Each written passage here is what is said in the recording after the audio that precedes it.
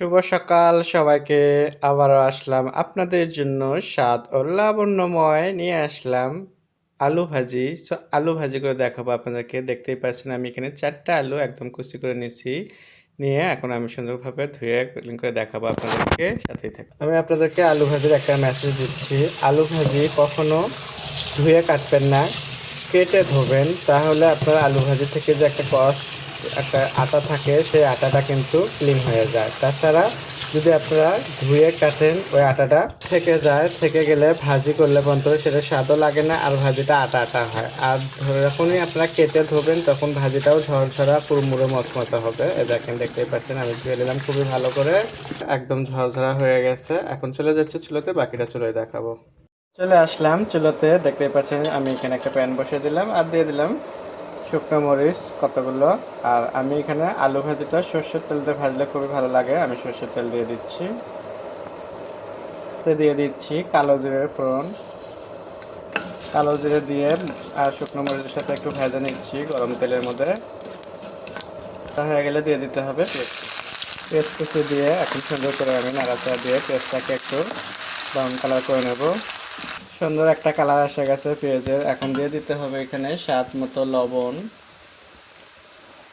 And হলুদ powder দিয়ে ভালো করে আবারও মিশিয়ে নিচ্ছি আমি একটু, দেখতেই পাচ্ছেন।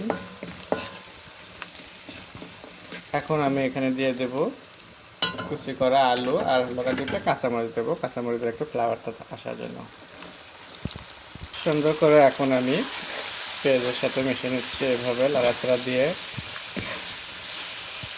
দেখতেই পাচ্ছেন আলুটা কিন্তু একদম ঝরঝরা ভাজি হলে পর্যন্ত এটা কিন্তু একটু ঝরঝরা হবে। কিন্তু আমিও যে বললাম যে ধোয়ার মধ্যে পার্থক্য, যে আপনি আগে ধুয়ে কাটবেন নাকি কেটে ধোবেন, এটা অনেক সময় ভুল হয় অনেকের, সেই জন্য করে আলু ভাজিটা একটু বেশি হয়ে যায়, নরম।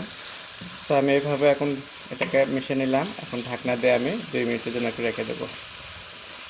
2 মিনিট ঢাকনা দিয়ে রেখে দিলে কিন্তু হবে না, তার মাঝে মাঝে একটু নাড়াচাড়া দিতে হবে। আর আমি এর মাঝে মাঝে নাড়াচাড়া দিচ্ছি, দেখতেই পাচ্ছেন আলু ভাজিটা একদম ঝরঝরা হয়ে গেছে, কি সুন্দর। তো আর কিছুক্ষণ ভাজলে আমার এটা করবে, আমি একদম কালারও করবো না বেশি একটা, অল্প কালারে। আর এটার সাথে আমার থাকতেছে আজকে রুটি হাতে বানানো, আর দেখাবো আপনাদেরকে ডিম সিদ্ধ। এটার সাথে ডিম সিদ্ধ খুবই সহজে কীভাবে ডিম সিদ্ধ করি সেটা দেখাবো। এখানে নিয়ে নিচ্ছি 2টা ডিম আর দিয়ে দিচ্ছি আমি পানি। ডিমের খোসাটা খুব সহজে ছেলা যাবে, তার জন্য করে দিতে হবে একটু এখানে লবণ। সো আমি 1 চিমটি লবণ দিয়ে দিলাম। লবণ দিয়ে, এটাই হলো ইম্পর্টেন্ট লবণ। ডিম সেদ্ধতে লবণ দিলে তাহলে ডিম সেদ্ধ বেশি একটা সময় দিয়ে করা লাগে না, 2 মিনিটে ডিম সেদ্ধ হয়ে যাবে, আর খোসাটা খুলতেও খুবই সহজ হয়ে যাবে। ডিমের ভিতরটা কি সুন্দর একদম সফট থাকবে। দিয়ে দিলাম এখন চুলোতে, আমি 2 মিনিট পর দেখাবো ডিম। সো আমার হয়ে গেল আলু ভাজি, কুরকুরে আলু ভাজি, দেখতেই পাচ্ছেন। আমি এখন নামানোর আগে দিয়ে দেবো ধনের পাতা। ধনের পাতাটা দেওয়ার কারণ তাহলে দেখতে আরও সুন্দর হবে, খেতেও একটু স্বাদ হবে, সেই জন্য করে। তো ধনের পাতাটা দিয়ে আমি একটু নাড়াচাড়া করে চুলোটা অফ করে দেবো। তারপর আমি ডিমটা দেখাবো আপনাদেরকে সাথে। আলু ভাজির চুলাটা আমি অফ করে দিচ্ছি, আর ডিমটা হয়ে গেলে দুটো মিলে একসাথে আপনাদেরকে পরিবেশন করে দেখাবো। হয়ে গেল আমার ডিম সেদ্ধ। এখন চুলাটা অফ করে দিয়ে আপনাদেরকে দেখাবো সেলাটা 30 সেকেন্ডে হয়ে যাবে। ফেলে দিয়ে আমি একটু ঠান্ডা পানিটা দিয়ে নিচ্ছি। এখন আপনাদেরকে ডিম ছিলে দেখাবো। এই তো আমি এখন 30 সেকেন্ডে ডিমটা ছিলে দেখাবো আপনাদেরকে। এই হলো সহজে হয়ে যাচ্ছে, দেখতেই পাচ্ছেন একদম 30 সেকেন্ডে ডিম আমি 2টা খুলে ফেলে দিচ্ছি, একটু খোসা, দেখতেই পাচ্ছেন। এখন আপনাদেরকে কেটে সুন্দরভাবে পরিবেশন করে দেখাবো সাথে আলু ভাজি।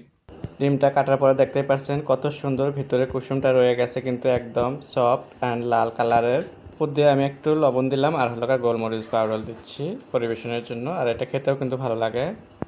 সো আমার হয়ে গেল কুরকুরা আলু ভাজি অ্যান্ড ডিম সেদ্ধ। আশা করি আপনাদের ভালো লাগবে। আপনাদের যদি ভালো লেগে থাকে বাসায় একবার হলেও আপনারা এভাবে ট্রাই করে দেখবেন, খুবই মজা লাগবে খেতে আলু ভাজি। আর নতুন নতুন ভিডিও দেখার জন্য আমার সাথেই থাকবেন।